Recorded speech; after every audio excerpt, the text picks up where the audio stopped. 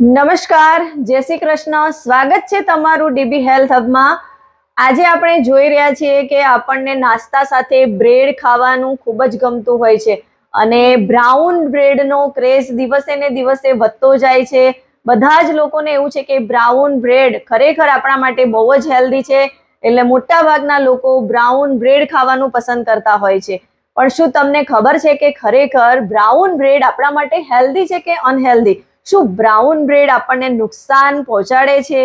આ બધી જ વસ્તુ સમજવી ખૂબ જ જરૂરી છે અને એના વિશેની જ આપણે ચર્ચા કરવાના છીએ. તો એ વિશે સમજવા માટે, જાણવા માટે મારી સાથે બન્યા રહો. અને મારી આ ચેનલને જો તમે સબસ્ક્રાઇબ ના કરી હોય તો પ્લીઝ ફટાફટ સબસ્ક્રાઇબનું બટન દબાવી દો, જેથી તમને આવા અવનવા વિડીયોની નોટિફિકેશન ટાઈમ પર મળતી રહે. તો બ્રાઉન બ્રેડ ખરેખર હેલ્ધી છે કે અનહેલ્ધી? આપણને જનરલી એવું છે કે વ્હાઈટ બ્રેડ કરતાં બ્રાઉન બ્રેડ ખાવી વધારે ફાયદાકારક છે, એ આપણા માટે હેલ્ધી છે. અને જો આપણી સમક્ષ વ્હાઈટ બ્રેડ રાખવામાં આવે તો આપણે એને એક પીસ કે બે પીસ ખાઈએ છીએ, પણ જો બ્રાઉન બ્રેડ આપણી સમક્ષ હોય તો આપણે એને ખાઈ લઈએ છીએ બિંદાસ. આપણને એવું છે કે બ્રાઉન બ્રેડ આપણા માટે હેલ્ધી છે. પણ બ્રેડ તો બ્રેડ જ છે, એ પછી વ્હાઈટ બ્રેડ હોય કે બ્રાઉન બ્રેડ હોય, બંને આપણા માટે સરખી જ છે. બંનેની અંદર ન્યુટ્રિશન વેલ્યુ પણ સરખું જ છે અને બંને આપણને સરખી જ ઇફેક્ટ કરતા હોય છે. પણ જનરલી આપણા મગજમાં એવું છે કે બ્રાઉન બ્રેડ આપણા માટે હેલ્ધી છે અને બ્રાઉન બ્રેડ હેલ્ધી છે એટલે આપણને એવું છે કે એની અંદર વધારે પડતો ઘઉંનો લોટ યુઝ થયેલો છે, પણ આપણને ખબર નથી કે એની અંદર ઘઉંનો જૂજ માત્ર ઉપયોગ થયેલો છે.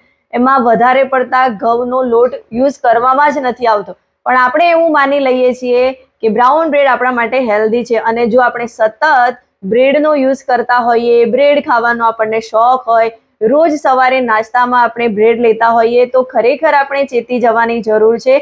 કેમ કે વ્હાઈટ બ્રેડ હોય કે બ્રાઉન બ્રેડ, એ આપણને નુકસાન પહોંચાડે છે અને મોસ્ટ ઓફ નુકસાન આપણને આપણા ડાયજેશન સિસ્ટમ ઉપર થાય છે.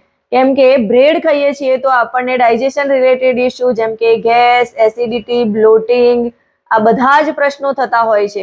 અને આપણું જો ડાયજેશન સિસ્ટમ ખરાબ થાય છે તો એને લઈને આપણે ઘણા બધા એવા પ્રોબ્લેમો ફેસ કરીએ છીએ અને બધા જ હેલ્થ પ્રોબ્લેમ ડાયજેશનથી જ શરૂ થતા હોય છે. તો ખરેખર આપણે આપણું ડાયજેશન જે છે એ સારું રાખવું જોઈએ અને એના માટે આપણે એવું વિચારીને બ્રાઉન બ્રેડ ના ખાવી જોઈએ કે બ્રાઉન બ્રેડ આપણા માટે હેલ્ધી છે.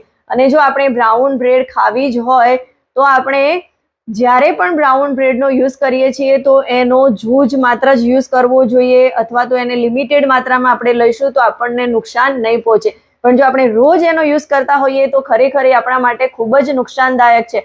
અને એમાં પણ બ્રાઉન બ્રેડ લોકો યુઝ તો કરે જ છે, પણ સાથે સાથે બ્રાઉન બ્રેડમાં જામ લગાવે, બટર, ચીઝ, આ બધી જ વસ્તુ આપણે એડ કરીએ છીએ તો બ્રાઉન બ્રેડ વધારે અનહેલ્ધી થઈ જાય છે. જો ખરેખર આપણે બ્રાઉન બ્રેડનો યુઝ કરવો છે, ખાવી છે, તો આપણે એની અંદર વેજીટેબલ્સનો યુઝ કરી શકીએ છીએ, ફ્રૂટનો યુઝ કરી શકીએ છીએ.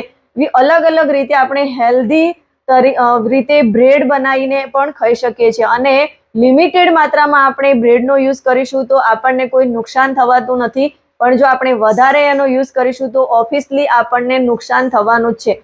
તો આપણે એ સમજી લેવાની જરૂર નથી કે બ્રાઉન બ્રેડ આપણા માટે હેલ્ધી છે.